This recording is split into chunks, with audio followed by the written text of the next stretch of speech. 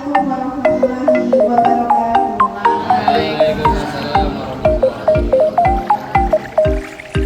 Adikku wabarakatuh. yang saya hormati, kepala sekolah yang saya hormati Bapak Ibu Guru SD Negeri 4 Putra Utara. Pertama-tama marilah kita panjatkan puji syukur kita kehadirat Allah Subhanahu wa taala yang mana pada pagi hari ini kita bisa menghadiri acara diseminasi budaya positif SD Negeri 4 Metro Utara CGP angkatan 11 tahun 2024. Kedua kalinya sholat beriring salam marilah kita sanjungkan kepada junjungan Nabi besar kita Muhammad Sallallahu Alaihi Wasallam yang mana kita nantikan syafaatnya kelak di yaumul kiamat. Amin ya rabbal alamin. Baiklah Bapak Ibu, ada acara ini diridhoi oleh Allah Subhanahu wa taala. Adalah acara ini kita buka bersama dengan membaca lafaz basmalah. Bismillahirrahmanirrahim. Untuk sambutan kami serahkan kepada Ibu Kepala Sekolah SD Negeri 4 Metro Utara, pada Ibu Lindawati SPD. Silakan.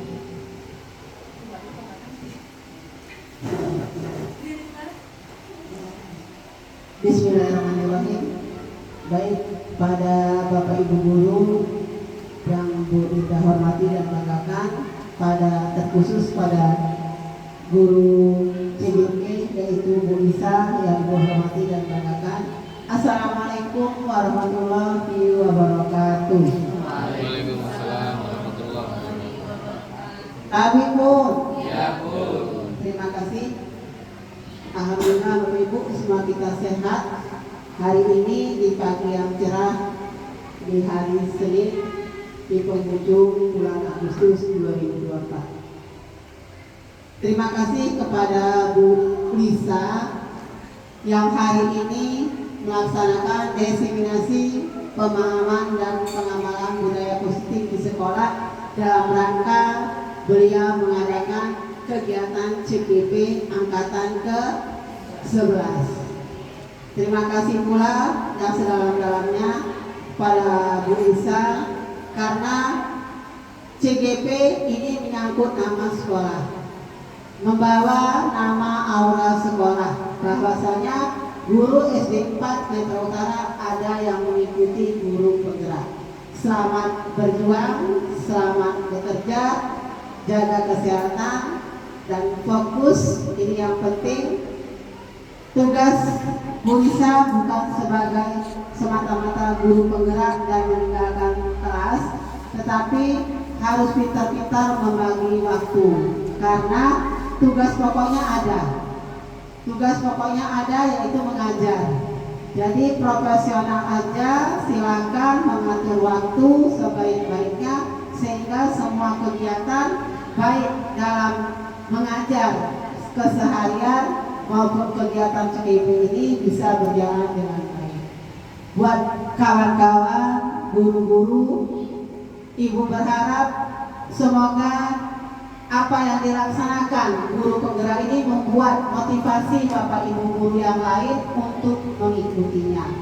Karena ini sebuah program pemerintah, sebuah program pemerintah yang 80% memang dianjurkan untuk mengikuti. Silakan Bapak Ibu bertekad, berjuang, mudah-mudahan Bu Ida sangat mendukung Bapak Ibu dapat melaksanakan kegiatan-kegiatan ini menyusul di angkatan-angkatan selanjutnya. Itu yang dapat Ibu sampaikan. Kita hari ini mendampingi Bu Isa dalam diseminasi pemahaman dan pengamalan budaya positif di sekolah kita. Selamat bekerja, selamat berjuang. Ibu berharap semuanya dapat berjalan dengan baik. Itu yang dapat Ibu sampaikan.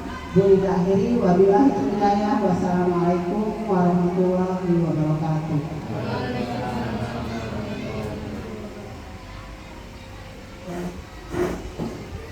Terima kasih diucapkan kepada Ibu Kepala Sekolah SD Negeri 4 Metro Utara.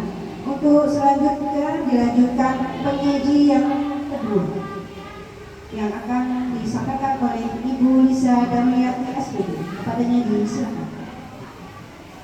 Ya, kita sudah sering mendengar apa itu budaya positif ya. Mungkin dari Bapak Ibu Dewan Guru ini sudah sangat memahami tentang budaya positif. Kira-kira apa itu budaya positif? Ibu, Baik, Bapak. kebiasaan-kebiasaan yang baik yang dilakukan baik secara individu maupun bersama-sama, baik itu tingkah laku, perkataan maupun tindakan.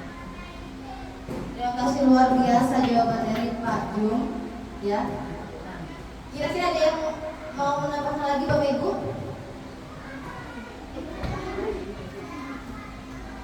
Mungkin dari Bu Titis ada tambahan lain lagi? Apa itu budaya positif? Budaya positif itu suatu tindakan yang mencerminkan sikap yang positif. Iya benar, luar biasa sekali jawaban dari Bu Titis dan Pak Jung untuk jawaban kedua guru kita beri applause, tepuk tangan. Jadi kita akan masuk kepada budaya positif. Budaya positif yaitu nilai atau keyakinan-keyakinan dari kebiasaan-kebiasaan yang ada di sekolah dan berpihak pada peserta didik sehingga peserta didik menjadi pribadi yang bijaksana dan bertanggung jawab. Adapun tujuan kali ini yaitu guru mampu memahami konsep pendidikan menurut Ki Hajar Dewantara yang dihubungkan dengan konsep budaya dan lingkungan positif di sekolah yang berpihak pada murid. Guru dapat melakukan evaluasi dan refleksi tentang praktek budaya positif dalam pendidikan untuk menciptakan murid dengan profil pelajar Pancasila. Kemudian guru mampu memahami perannya, yaitu mampu membangun budaya positif dengan menerapkan konsep disiplin positif dan berinteraksi dengan murid.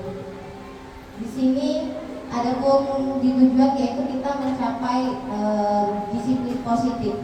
Nah, di SD kita tercinta ini, ya di Negeri Pamengperak Utara, kita sudah banyak menerapkan perilaku-perilaku kepada murid berupa disiplin positif. Jadi disiplin positif ini sangat membangun pribadi, karakter siswa kita. Adapun pengertian atau disiplin positif yang akan kita angkat ini kira-kira yang bagaimana Bapak Ibu? Ada yang ingin mengungkapkan pendapat? Disiplin positif atau pengertian dari disiplin positif itu sendiri?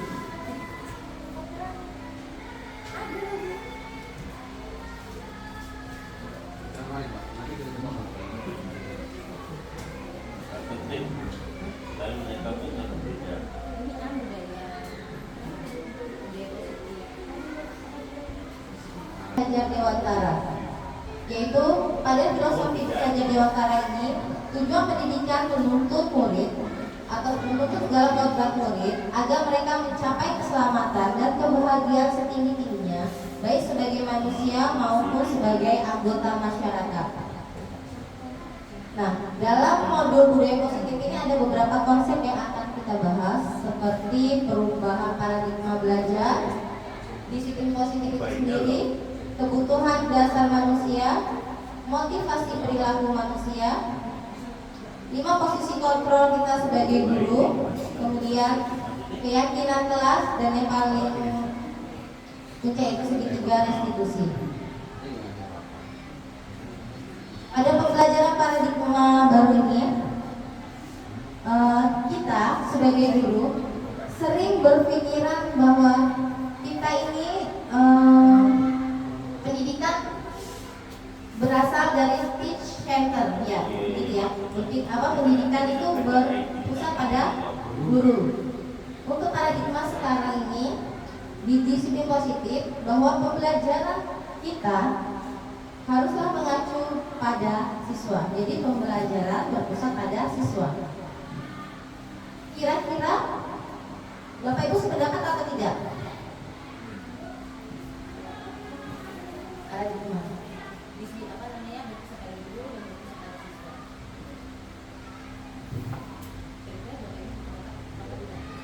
Kalau menurut saya itu bagusnya berpusat pada siswa. Berpusat pada siswa. Untuk jawaban Ibu Titis, kita lebih bagus berpusat pada siswa. Kalau yang lain, setuju? Setuju atau ada yang berpendapat lain?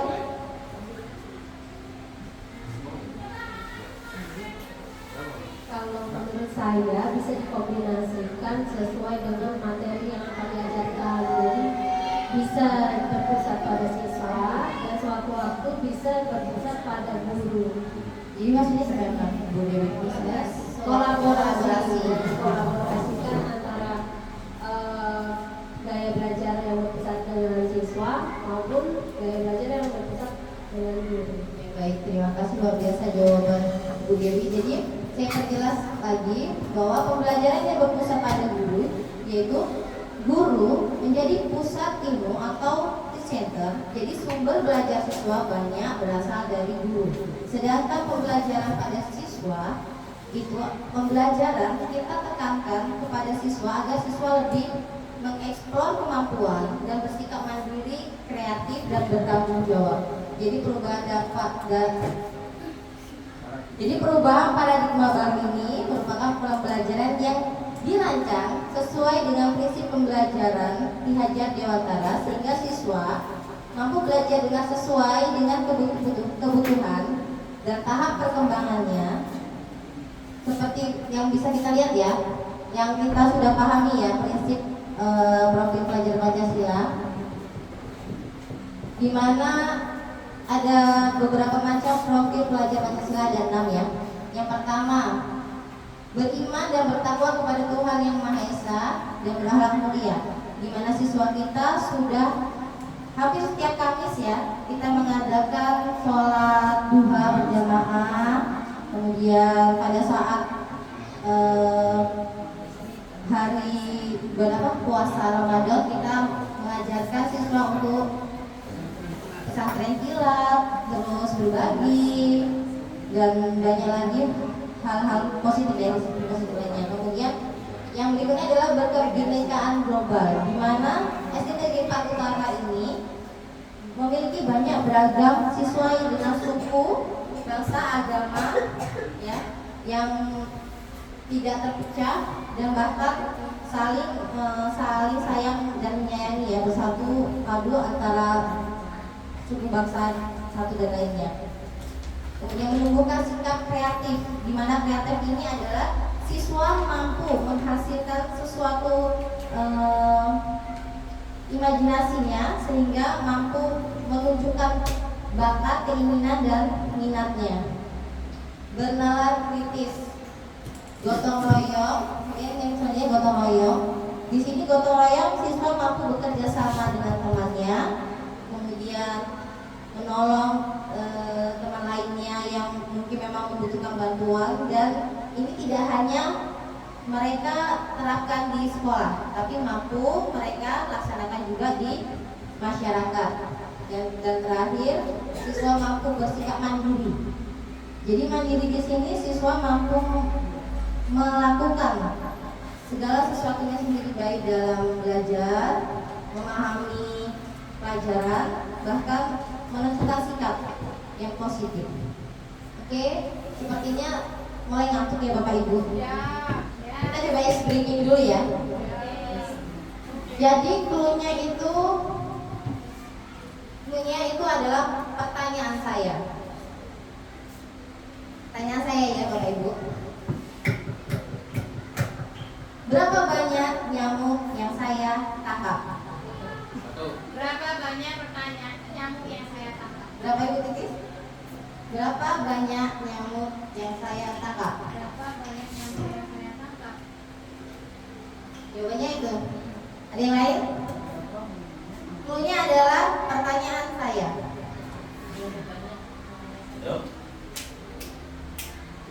Berapa banyak nyamuk yang saya tangkap? Berapa banyak? Berapa banyak nyamuk yang saya tangkap? Berarti 6. nah, berapa?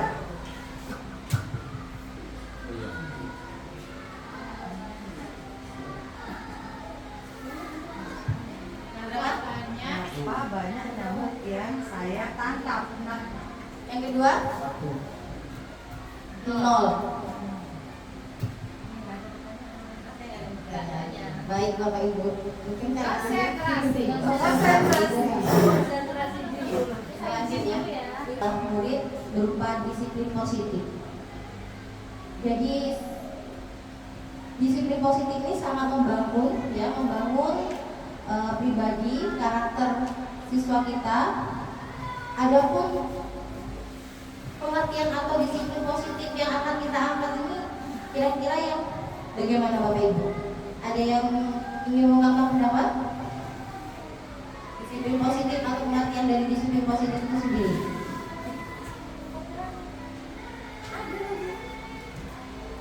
Dengan tata tertib, tetapi mereka adalah konsep yang berbeda.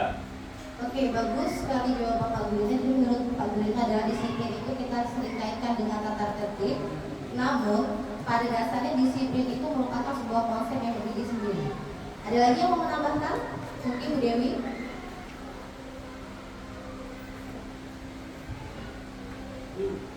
Disiplin positif itu merupakan perilaku positif yang baik dalam kehidupan sehari-hari yang bisa kita biasakan pada siswa di sekolah. Luar biasa ya Bapak Ibu jawaban dari Ibu Dewi dan Bapak Guritno. Boleh kita kasih tepuk tangan sekali lagi ya yang ya benar tadi jawaban dari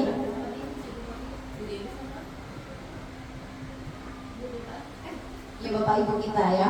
Disiplin positif jadi dalam budaya kita makna dari kata disiplin positif itu dimaknai menjadi sesuatu di mana seseorang ada orang lain itu mendapatkan sebuah kepatuhan, tapi dengan kesadaran sendiri ya, kita tidak melakukan penekanan atau pemaksaan. Jadi kita terkadang kita cenderung menghubungkan kata disiplin itu dengan ketidaknyamanan. Nah di sini kita ubah bahwa disiplin positif ini merupakan salah satu penerapan disiplin yang bertujuan untuk menumbuhkan kesadaran serta memberdayakan anak untuk melakukan sesuatu tanpa sogokan, tanpa ancaman maupun hukuman.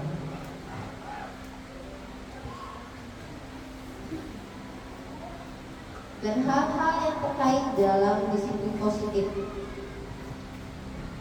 Disiplin positif itu merupakan budaya positif tanpa kekerasan dan tanpa ancaman, melainkan dalam bentuk komunikasi tentang perilaku secara efektif antara guru dan peserta didik. Kemudian peserta didik diajarkan untuk memahami konsekuensi dari perilaku mereka dan menumbuhkan rasa tanggung jawab dalam diri mereka. Jadi kalau kita sudah mampu menumbuhkan keyakinan dalam hati anak-anak bahwa mereka itu membutuhkan sikap disiplin positif, maka secara konsekuensi anak-anak akan melakukan dengan sukarela ya. Tidak ada paksaan atau tekanan. Kemudian dengan budaya positifnya akan menumbuhkan disiplin positif yang menumbuhkan rasa kesadaran serta memberdayakan peserta didik untuk melakukan sesuatu tadi ya, tanpa ancaman, sogokan maupun hukuman. Nah, sekarang kita kaitkan ada beberapa pertanyaan yang mungkin akan kita kaitkan. Apakah disiplin positif itu berkaitan dengan tata tertib? Jadi kadang kita memunculkan sebuah tata tertib ya, supaya untuk mendisiplinkan anak. Jadi bersifatnya terpaksa. Kalau menurut Bapak Ibu, apakah disiplin positif itu berkaitan dengan tata tertib? Ya, Ya. ya, karena kita menjadi disiplin karena ada tata tertib. Ya. Bagus jawabannya, bagus dan luar biasa. Ada yang ingin menambahkan? Mungkin Bu Ratna? Tetapi mereka adalah konsep yang berbeda. Disiplin lebih kepada sikap dan tindakan konsisten dalam menjalankan aturan, tugas, dan tanggung jawab. Dan ini lebih mengacu pada kebiasaan komitmen individu untuk mengikuti aturan. Sementara untuk tata tertib berfungsi sebagai panduan atau kerangka yang harus diikuti dalam situasi tertentu. Ya luar biasa jawaban Bu Titi sudah lanjutkan. Jadi saya tarik kesimpulan, beri tepuk tangan teman-teman untuk menjelaskan. Kita tarik kesimpulan bahwa disiplin positif berkaitan dengan tata tertib. Jadi tata tertib itu berupa kerangka, bentuk dari pola yang akan kita terapkan dalam disiplin positif anak. Jadi anak itu akan tahu dan sadar bahwa perbuatannya mengarah ke disiplin positif atau tidak dalam kehidupan sehari-hari. Kemudian, apakah hukuman dapat mendisiplinkan anak? Kira-kira berlakukah apabila kita memberikan hukuman kepada anak sehingga anak mampu memunculkan sikap disiplin?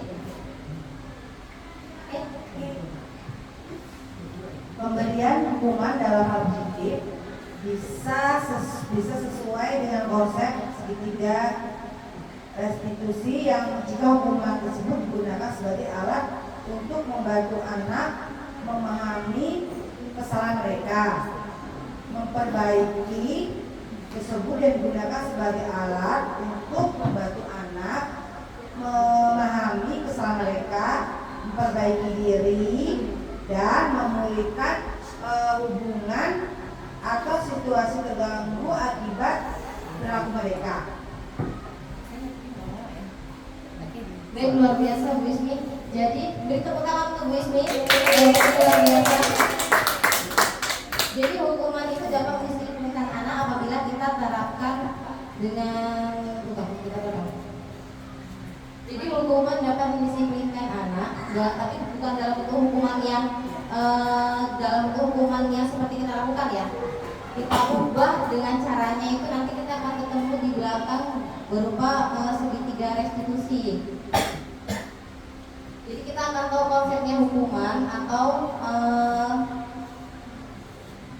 konsep hukuman dengan konsep pendekatan terhadap anak supaya anak itu tidak merasa marah, kecewa dengan apa yang dilakukan kita terhadap kesalahan yang sudah mereka lakukan. Kemudian pemberian hukuman dengan hal yang positif. Kondisinya dia setuju atau tidak? Tidak ya. Tidak Bu. Karena nanti takutnya anak akan mempunyai rasa dendam sama gurunya. Baik, untuk ini pemberian hukuman itu tidak akan mempengaruhi hal positif pada anak karena biasanya cenderung dapat memberikan dampak negatif seperti anak itu merasa trauma. Jadi ketika kita memberikan hukuman, anak itu akan selalu mengingat bahwa apabila saya bertemu dengan ibu itu dan tidak sesuai dengan apa yang sesuai dengan peraturan tersebut, maka saya akan mendapatkan sanksi atau hukuman. Yang berikutnya, membaca atau membersihkan halaman sekolah dapat meningkatkan disiplin anak. Kira-kira membaca atau membersihkan halaman sekolah dapat meningkatkan disiplin anak? Karena ini masih dalam satu bentuk sanksi ya Bapak Ibu. Membaca atau membersihkan halaman sekolah dapat meningkatkan disiplin anak. Bisa. Itu kalau saya kira baik kalau itu menjadi konsekuensinya. Tapi kalau berupa hukuman saya kira itu tidak baik. Oh iya. Ya baik, jawabannya sempurna ya buat Pak Ju. Mari kita beri applause, tepuk tangan yang meriah. Jadi sesuai dengan konsekuensinya ya. Jadi saat anak itu tidak melakukan sikap disiplin maka sudah menjadi konsekuensinya kita dapat memberikan konsekuensi seperti membaca atau membersihkan halaman sekolah dan akan meningkatkan disiplin anak tersebut.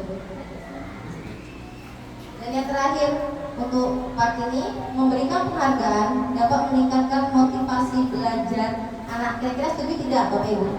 Memberikan penghargaan, bukan hadiah, penghargaan. Boleh. Boleh? Ya boleh. Sepakat Bapak Ibu? Boleh. Jadi memberikan penghargaan dapat meningkatkan motivasi belajar anak. Jadi ketika anak melakukan hal yang positif maka kita kasih pujian. Perbuatan Ananda sungguh luar biasa. Jadi itu akan meningkatkan motivasi anak. Kita break dulu ya Bapak Ibu. Mungkin kelihatannya sudah ngantuk karena sudah siang.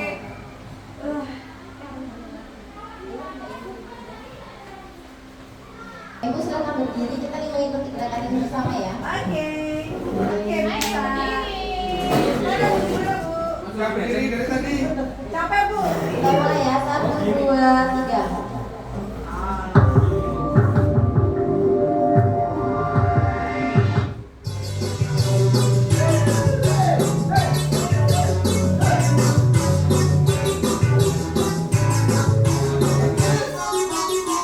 Tangan diputar-putar bergeputar, tangan diputar-putar peganglah bahu, tangan diputar-putar peganglah lutut, digoyang-goyang, digoyang-goyang, digoyang-goyang, tangan diputar-putar bergeputar.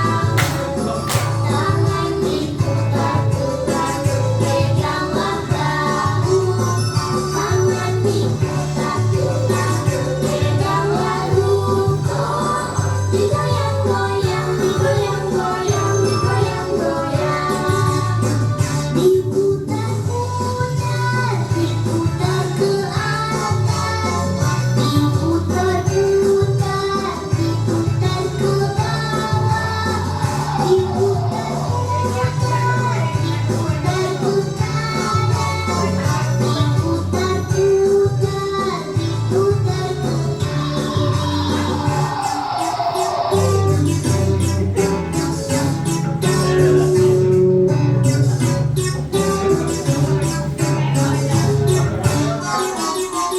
Tangan diputar-putar bergeputar, tangan diputar-putar peganglah bahu, tangan diputar-putar peganglah lutut, digoyang-goyang, digoyang-goyang, digoyang-goyang, tangan diputar-putar bergeputar. Tangan diputar-putar, peganglah bahu. Tangan diputar-putar, peganglah lutut. Digoyang-goyang, digoyang-goyang, digoyang-goyang. Diputar-putar, diputar ke atas. Diputar-putar, diputar ke bawah. Diputar-putar, diputar ke kanan. Diputar-putar, diputar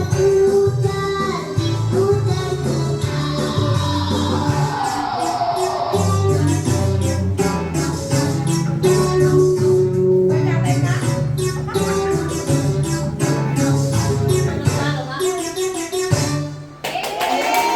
Terima kasih Bapak Ibu, semangatnya capek ya? Happy, happy. Happy, alhamdulillah. Terima kasih.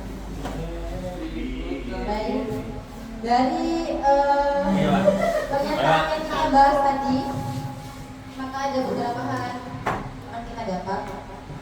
Jadi ada konsep disiplin identitas yang gagal, yang selama ini kita pikir ternyata itu baik dan benar, ternyata ada beberapa konsep yang gagal. Misalnya berupa hukuman, tadi ada pernyataan berupa hukuman ya, karena dari kita juga tadi ada beberapa yang masih kurang pas, dimana sebenarnya hukuman ini merupakan identitas dari merupakan konsep disiplin yang identitasnya gagal, karena dia bersifat menyakitkan, membuat murid tidak nyaman, murid takut, memaksa murid, serta menyembunyikan kesalahan, sehingga karena murid takut itu akan menyembunyikan kesalahan mereka, jadi murid akan merasa rendah diri.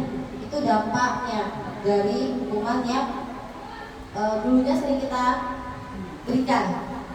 Kemudian penghargaan ini ternyata menurut konsep disiplin positif ini tidak efektif, karena penghargaan ini merusak hubungan, ya, kita akan menimbulkan sifat iri, kemudian mematikan kreativitas, serta menghukum dengan misalnya sistem ranking gitu.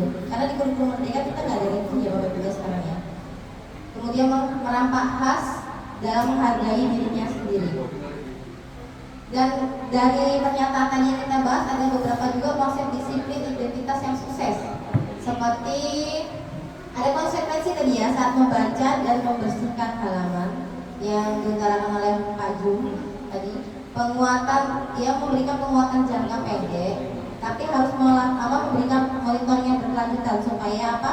Supaya stimulus dari murid selalu jalan. Jadi murid itu tidak melupakan kebiasaan baiknya, serta murid mampu menghormati dan menaati peraturan secara tanpa paksaan dan tidak kehilangan waktu untuk merenungi kesalahan.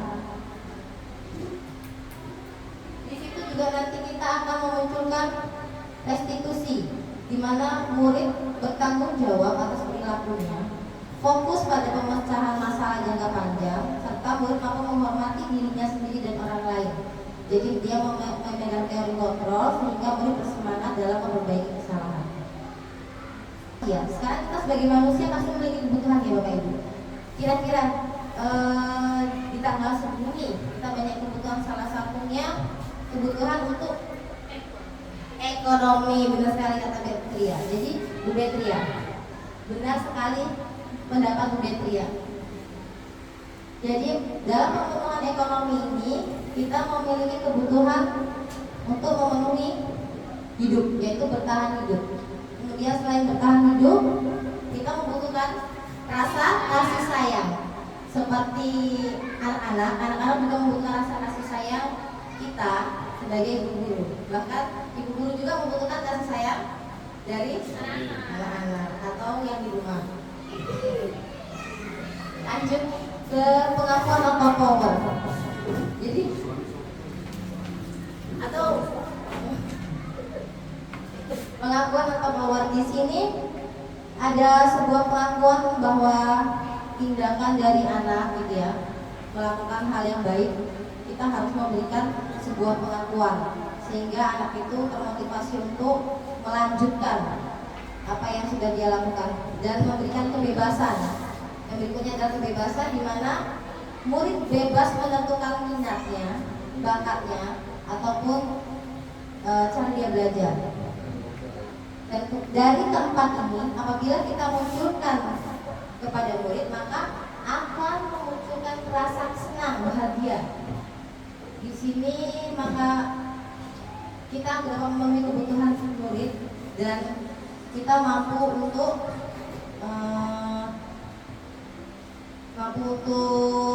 mengajak murid bersikap positif di kemudian hari dan seterusnya. Yang keempat, kita masuk budaya positif yang keempat, yaitu motivasi perilaku manusia. Motivasi ini merupakan dorongan yang timbul pada diri seseorang, baik sadar maupun tidak sadar, untuk melakukan tindakan dengan tujuan tertentu.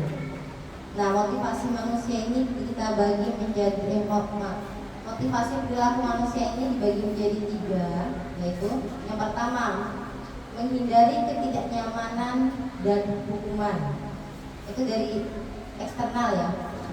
Yang berikutnya, mendapatkan imbalan atau penghargaan dari orang lain. Dan yang terakhir, menghargai nilai-nilai kebajikan diri sendiri. Kalau yang terakhir ini motivasi yang muncul dari internal, dari dalam diri kita sendiri. Yang berikutnya masuk ke budaya positif yang kelima, yaitu posisi kontrol kita sebagai guru. Yang pertama, guru berperan sebagai penghukum, atau kita bisa memilih sebagai pembuat rasa bersalah, teman, pemantau, dan yang kelima atau manajer. Nah, di sini kita akan bahas lebih lanjut lagi mana poin yang akan kita lanjutkan ya sebagai posisi kontrol kita sebagai guru. Ada sebuah kasus yang akan saya tampilkan, yaitu di sini ada siswa yang sering datang terlambat. Jadi ketika saya sudah mulai pembelajaran sekitar 15 sampai 30 menit, maka siswa ini selalu datang terlambat. Kita dapat menentukan beberapa kontrol kepada siswa didik kita tersebut apabila mengalami kasus yang sama. Kita bisa memilih sebagai penghukum atau kita memiliki kontrol sebagai pembuat merasa bersalah. Kita perjelas dulu ya, kontrol sebagai penghukum. Di sini guru menghukum siswa tersebut lari keliling lapangan 3 kali. Guru memberi tindakan langsung. Kira-kira menurut Bapak Ibu, apabila kita menerapkan sebagai penghukum ini bagaimana kepada siswa? Tidak baik, tidak pas ya Bapak Ibu ya. Terima kasih, luar biasa. Jadi apabila kita memberikan atau berperan sebagai penghukum, itu akan sangat tidak pas bagi murid, dan murid akan merasa kesal, pasti kan, marah, atau bahkan bisa tidak suka dengan kita. Selanjutnya, apabila kita menerapkan diri kita sebagai pembuat rasa bersalah, maka kita biasanya akan memberikan penerapan seperti ini. Ibu merasa kecewa, mengapa kamu begitu? Nah, pada poin ini pasti siswa akan merasa minder ya Bapak Ibu ya. Apalagi kita menyatakan bahwa kekecewaan kita, kenapa kamu atau kenapa Anda bisa datang terlambat, atau kita bisa memilih sebagai teman.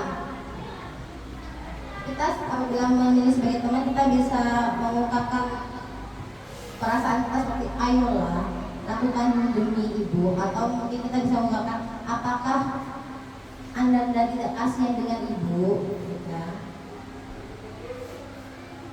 Atau mari lakukan yang terbaik, gitu kan ya.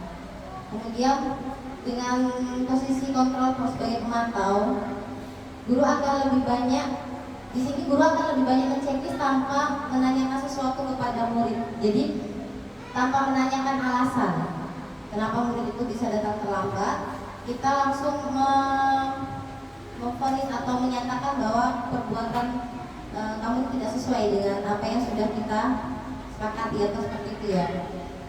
Nah, poin terakhir, apabila kita menempatkan diri sebagai manajer, maka pada saat kita menempatkan diri sebagai manajer, yang muncul adalah bahasanya akan lebih halus dan tidak terkesan dikte, menghardik dan menghukum.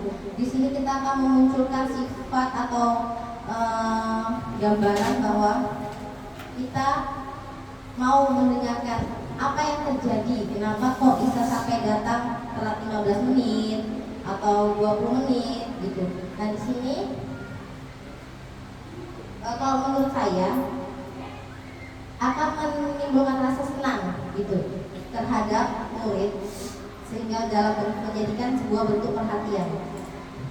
Nah, dari semua ulasan perbedaan kontrol kita sebagai guru, kira-kira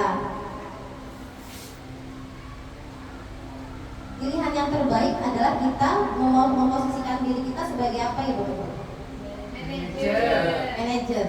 Ya, luar biasa jawabannya. Kita kasih tepuk tangan untuk diri kita semua. Dan Bapak Ibu guru di depan sementara yang luar biasa. Jadi memang posisi yang paling tepat untuk 5 posisi kontrol tersebut yaitu kita berperan sebagai manajer. Di sini guru dapat berbuat sesuatu bersama murid. Jadi mempersilahkan murid bertanggung jawab dan mendukung murid agar mampu menyelesaikan solusi. Selain itu, posisi manajer mengacu pada restitusi. Apa sih restitusi ya? Dan tadi sudah sering muncul ya di sini ya. Yang dapat menjadikan murid sebagai manajer bagi dirinya sendiri, sehingga dapat tercipta identitas positif pada diri murid. Ini sedikit lagi Bapak Ibu. Mudah-mudahan nggak bosan ya. Jadi di sini clue-nya adalah kita pakai clue. Clue-nya adalah dunia terbalik. Jadi pada hari ini saya berjalan-jalan ke India. Kurang lebih 2 hari di India saya membawa pulang ayam. Di situ saat saya bawa pulang ayam ternyata saya mampir ke pasar membawa ikan. Setelah membawa ikan, saya menginap dulu di suatu tempat. Kemudian di 2 hari kemudian saya pulang dari tempat yang baru membawa ayam, belum membawa dengkul, ya. Jadi setelah bawa ayam, ikan dan dengkul, saya ketemu teman beca. Teman beca itu memberikan bingkisan pada saya untuk melanjutkan perjalanan. Apa ya isi? Dan isi dari bingkisan tersebut berupa jagung. Punya dunia terbalik. Jadi kita sudah bawa ayam, ikan, dengkul, lalu kita bertemu dengan tukang beca. Dan tukang beca itu memberikan bingkisan yang sangat berharga untuk saya melanjutkan perjalanan. Ternyata isinya permata, tangan, Nmax. Nmax. Iya, ternyata memang isinya luar biasa. Nmax. Ayo fokus Bapak Ibu. Jadi karena saya dikasih Nmax, saya bawa bingkisan saya yang berupa ayam dan ikan tadi itu pergi lagi menuju Kota Baru. Dan ternyata di Kota Baru itu saya diberikan hadiah oleh ketua suku. Dan saat saya buka, saya terkaget-kaget ternyata isinya adalah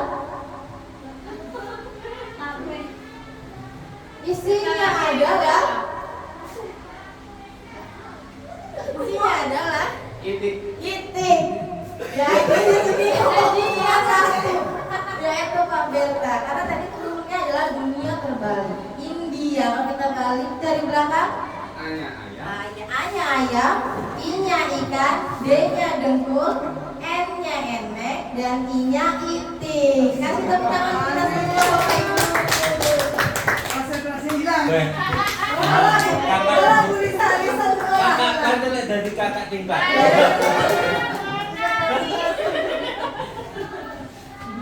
Oke, karena kita sudah refresh ya Bapak Ibu, tadi fokus kita hilang karena suasananya sudah mulai siang. Kita masuk yang ke-6. Tadi kita sudah sering mendengarkan bahwa saya menyampaikan ada restitusi. Nah di sini ada di poin ke-6 kita akan mengulas mengenai segitiga restitusi. Memang di sini juga saya baru sekali mendengarnya karena ini baru saya ketahui saat saya menjadi CGP angkatan 11 ini. Dan saya mau sedikit berbagi dan sama-sama belajar ya kita Bapak Ibu ya, sama-sama belajar. Jadi segitiga restitusi ini merupakan tahapan tindakan yang dilakukan guru yang bertujuan agar peserta didik dapat mencari solusi untuk masalahnya, dapat berpikir tentang orang seperti apa yang mereka inginkan, tahu bagaimana mereka harus memperlakukan orang lain, menjadi lebih memiliki tujuan, disiplin positif, dan memulihkan dirinya setelah berbuat salah, serta menjadi orang yang menghargai nilai-nilai kebajikan yang mereka percayai. Di sini skema dari segitiga restitusi. Adapun yang pertama adalah kita bisa menstabilkan identitas. Di sini menstabilkan identitas tuh seperti bentuk gambarannya ya. Kita ini tidak menyalahkan anak yang sedang melakukan sebuah kesalahan. Bukan berarti kita melakukan pembenaran ya. Dalam arti kita lakukan pendekatan kepada anak supaya anak itu mau terbuka terhadap kita, sehingga kita mampu menolong anak tersebut dari sebuah kegagalan, sehingga anak tersebut bisa menuju dan menjadi anak yang lebih sukses dan lebih baik. Tahap berikutnya kita melakukan validasi tindakan yang salah.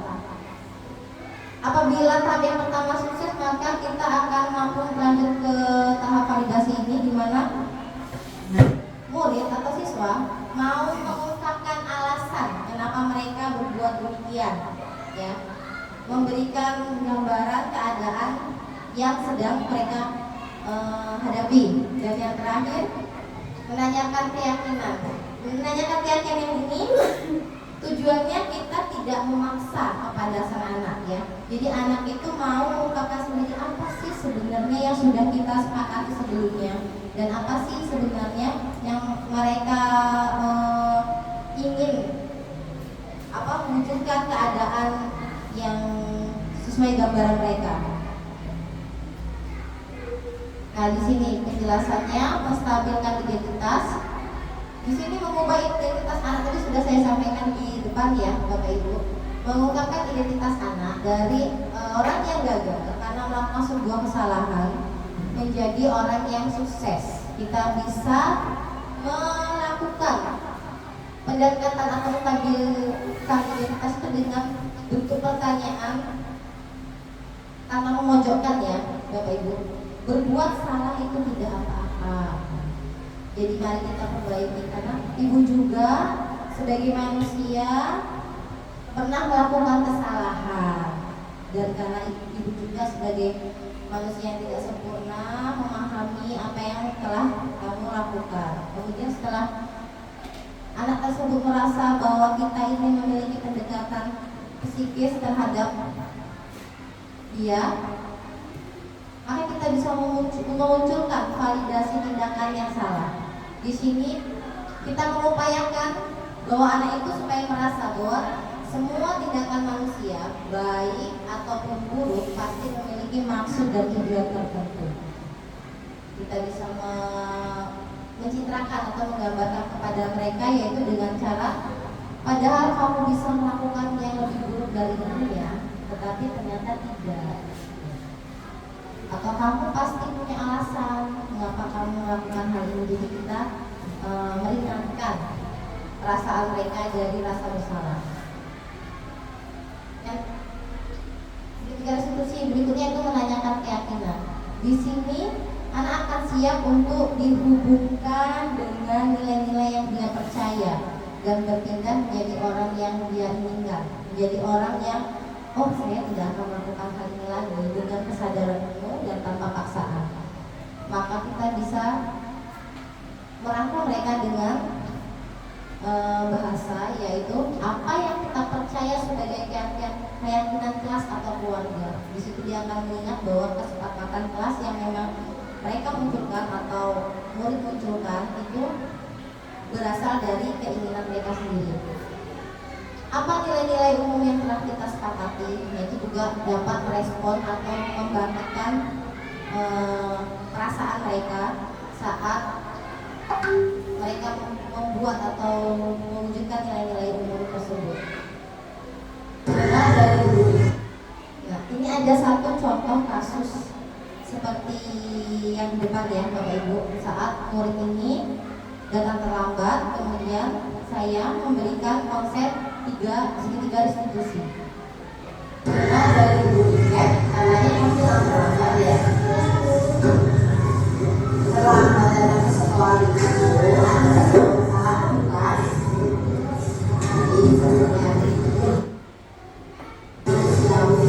setiap orang pasti pernah berbuat salah, tapi yang terpenting kita harus belajar dari salah itu dan tahu memperbaikinya ya. Setuju?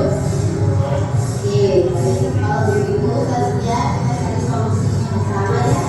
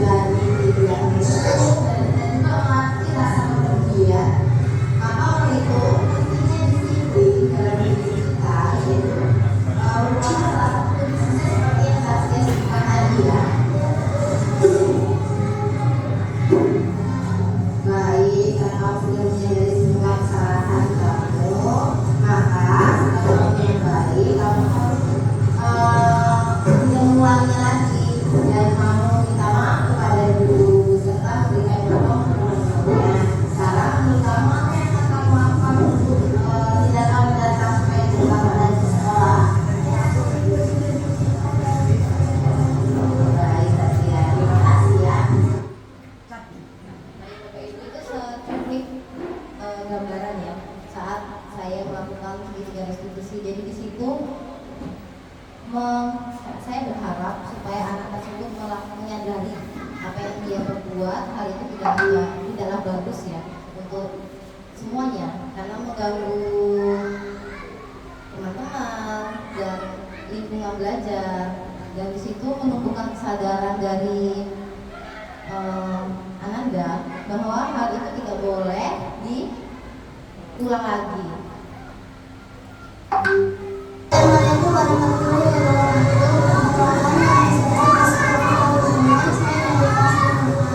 Saya senang sekali menjadi orang guru yang bernama Indonesia. Nama saya akan menjawab silakan. Nah, jadi Ananda ini menyadari kesalahannya dan berjanji dengan penuh kesadaran sendiri tanpa paksaan tidak akan melakukan hal yang sama. Dan terakhir dari budaya positif yaitu kita dapat melakukan keyakinan kelas. Di sini ada kalimat pengantar dari saya ya Bapak Ibu. Mengapa kita memiliki peraturan tentang menggunakan helm pada saat mengendarai kendaraan roda 2 atau motor? Kira-kira mengapa Bapak Ibu? Kita selalu menggunakan helm saat mengendarai roda 2. Keamanan. Keamanan kita dong. Keamanan. Atau ada yang lain mungkin tujuannya Takut ditilang. takut ditilang. Ada yang sama dengan lintis? Ya, takut polisi jatuh. Takut polisi. Ada yang takut jatuh. Jadi Melindungi kepala ketika melindungi kepala. Jadi dari pertanyaan ini kita memunculkan dua hal. Yang satu memunculkan ketakutan karena sebuah peraturan ya. Dari Bu Titis tadi takut ditilang, dari Bu Betria juga tadi takut Pak Polisi, ketemu Pak Polisi kan mengerikan ya. Nah, sedangkan gambaran yang kedua itu berupa keyakinan. Dari tadi Pak Guru menyampaikan bahwa melindungi kepala untuk keselamatan. Kata Bu Dewi juga menjaga keselamatan ya. Nah, kita keep dulu, kita simpan dulu yang pertama. Kemudian yang kedua, mengapa kita memiliki peraturan tentang penggunaan masker dan mencuci tangan setiap saat? Kira-kira mengapa? Kesehatan. Ada yang menjaga kesehatan ya. Menurut itu menjaga kesehatan. Karena takut wabah COVID atau ada yang masker. Takut tertular. Apanya itu? Tertular apa Bapak? Tertular datangnya. Jadi ada ini yang muncul dari pertanyaan pemantik ini kurang lebih satu arah ya, berupa keyakinan atau kesadaran ya. Yang pertama karena takut penyakit, menjaga kesehatan dari Bu Titis, kemudian dari Pak Jum takut tertular COVID, flu atau sejenisnya ya Pak ya mungkin ya. Dari Bu Ismi tadi karena supaya sehat, tetap sehat, terlihat sehat. Dan kata dari Pak Berta takut tertular jantung ya mungkin ya Pak. Atau penyakit juga. Baik, dari pertanyaan pertama kita memunculkan dua persepsi, yaitu pertama keyakinan, yang kedua peraturan. Dan yang pertanyaan pemantik kedua yang muncul hanya satu persepsi, yaitu keyakinan berupa kesadaran ya untuk menjaga kesehatan. Jadi di sini yang akan saya tarik yaitu atau kita bahas mengenai peraturan dan keyakinan. Di sini kita akan bahas apa bedanya peraturan dengan keyakinan. Kira-kira gambaran apa yang muncul dari benak Bapak Ibu tentang peraturan dan keyakinan? Ibu, kalau keyakinan itu muncul dari dalam diri, kalau peraturan itu muncul dari luar. Ya luar biasa jawaban Bu Titis ya. Jadi keyakinan itu muncul dari dalam diri, sedangkan itu muncul berupa kesadaran ya, keyakinan, meditasi. Kemudian peraturan gambaran berupa peraturan. Kalau keyakinan itu muncul berdasarkan kebutuhan, sedangkan kalau peraturan itu bersifat memaksa. Luar biasa, kasih tepuk tangan untuk Pak Berta yang positif.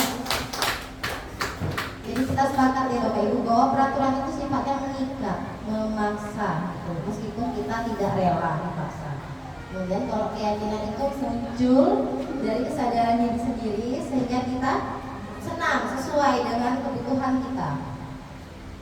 Nah, kita sebagai guru tuh sebelumnya banyak melakukan peraturan kelas. Ada beberapa banyak peraturan kelas yang pernah kita lakukan.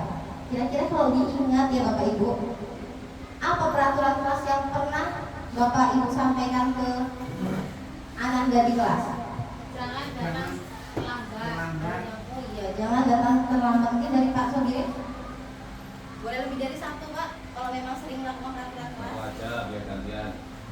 Jangan makan di dalam kelas. Jangan makan di dalam kelas. Minum boleh tadi. Minum boleh. Tidur boleh berarti Pak. Tidur. Bolehnya tidur. Tidurnya boleh nggak? Boleh. Kita bego, Bu. Jangan buang sampah di Jangan laci. buang sampah di laci. Ya. Tapi di kantor. Mungkin Bismi pernah? Tidak boleh mencontek di Tidak boleh dalam. mencontek. Kang Getsa? Dilarang berkelahi. Jangan berkelahi. Yang boleh apa Pak? Adu jotos. Dilarang buang sampah sembarangan. Sudah. Jadi peraturan kelas yang kita pernah terapkan itu sebenarnya kurang pas ya Bapak Ibu. Karena peraturan kelas itu akan menumbuhkan sikap gimana apabila saya memberikan perintah seperti ini. Jangan buang sampah sembarangan. Maka keseringan atau kebiasaannya murid akan membuang sampah sembarangan. Atau Adanya aturan itu dilarang. iya mungkin seperti itu ya Bapak Ibu. Maka konsep ini kita rubah supaya anak-anak itu tidak merasa diatur. Yaitu tadi ya, kalau diatur pasti kita akan memberontak ya, atau tidak alur. Maka kita terapkan konsep baru yaitu dengan membangun keyakinan. Di sini keyakinan akan lebih menggerakkan seseorang ya dibandingkan dengan mengikuti serangkai aturan. Karena apa? Karena keyakinan ini bersifat abstrak, dia tidak tertulis nyata gitu ya Pak. Bersifat abstrak dari peraturan, kemudian berupa pernyataan yang universal, dibuat dalam bentuk positif. Seperti tadi kan, jangan membuang sampah sembarangan. Maka kita bisa mengubah dengan kalimat positifnya yaitu jagalah kebersihan atau dilarang makan di kelas. Kita bisa merubahnya menjadi kalimat positif menjadi makanlah di jam istirahat. Makan saat istirahat. Maka saat istirahat ya diperbaiki oleh Bu Titis. Terima kasih. Ya sedikit saja karena keyakinan kelas tuh poinnya sedikit saja ya agar mudah diingat. Sesuai dengan kondisi kelas dan sekolah agar mudah diterapkan karena kita ini melakukan keyakinan kelas itu bersama dengan si anaknya atau muridnya yang akan langsung terjun melakukan apa itu keyakinan kelas. Jadi anak itu kita ajak untuk menumbuhkan ide sendiri apa yang baik dan apa yang harus kita canangkan dalam kegiatan di kelas dan sekolah. Kemudian semua warga kelas atau sekolah ini dilibatkan saat membuatnya. Ini tadi ya yang saya sampaikan di depan. Nah di sini bentuk dari perwujudan keyakinan kelas. Di sini kita menggunakan sticky note dan papan tulis untuk menyampaikan keyakinan yang sudah disepakati oleh mereka dan keyakinan itu muncul dari dalam diri mereka sendiri. Di sini mereka diajak berdiskusi dan merumuskan sebuah peraturan yang tadinya peraturan saya terapkan, kemudian mereka diskusikan menjadi keyakinan kelas.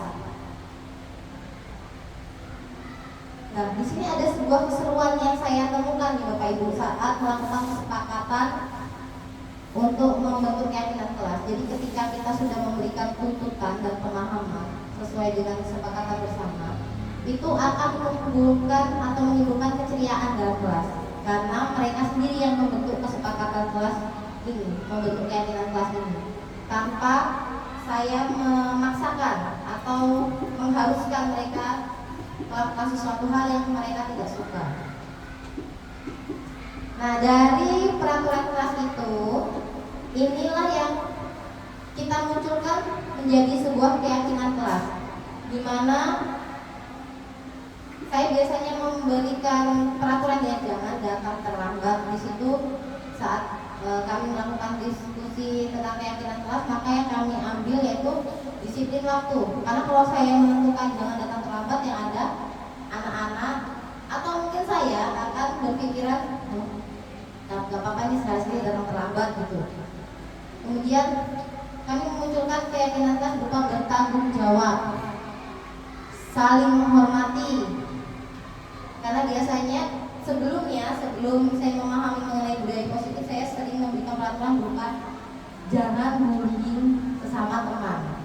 Ternyata itu tidak efisien dan lebih efisien dengan menggunakan saling menghormati, saling menjaga kebersihan dan keindahan, belajar dengan antusias, semangat dan percaya diri, saling membantu dan bekerja sama, menerapkan 5S: senyum, sapa, salam, dan santun, disiplin diri.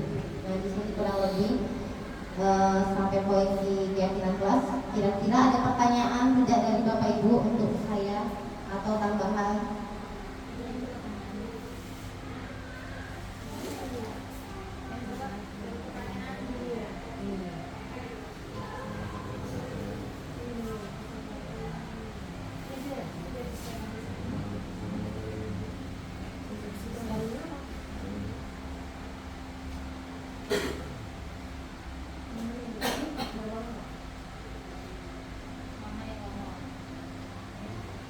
Kesepakatan kelas harus menggunakan kalimat positif ya, tadi disampaikan oleh Lisa. Kalau misalkan tidak semua menggunakan kalimat positif dan masih banyak yang menggunakan kalimat negatif, misalnya contohnya jangan buang sampah sembarangan.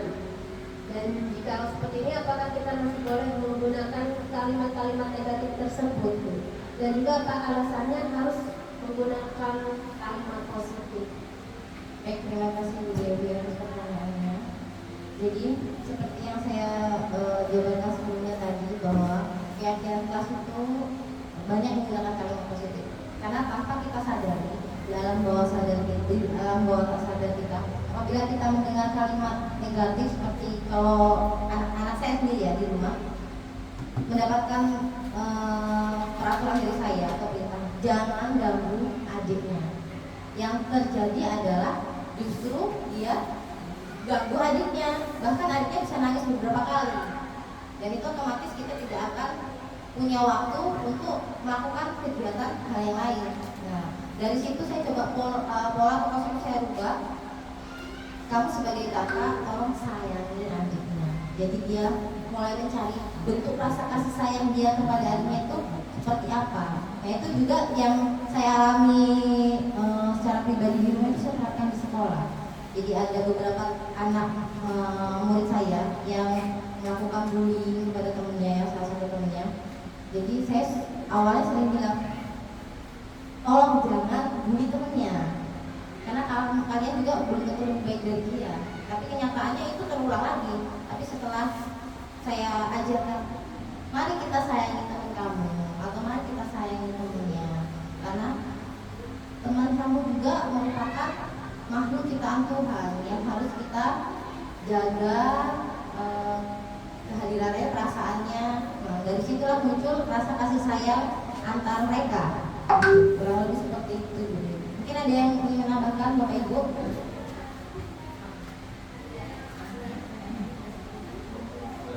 Ada pertanyaan lagi? Tidak ada ya Bapak Ibu? Baik, terima kasih. Kegiatan hari ini saya tutup dengan kalimat penutup, yaitu dalam penerapan program disiplin positif. Hendaknya guru memiliki standar kepribadian profesional dan sosial yang baik, di mana guru mampu merefleksi dirinya dalam posisi kontrol saat ini. Bagaimana perjalanan dirinya sebagai among atau manajer yang menuntun murid-muridnya menjadi insan yang mandiri, merdeka, dan bertanggung jawab.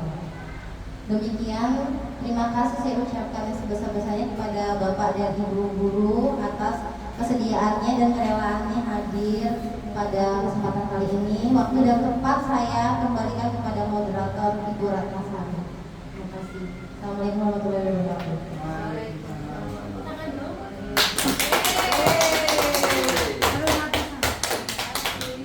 Meriah kepada Ibu Lisa dari SPD.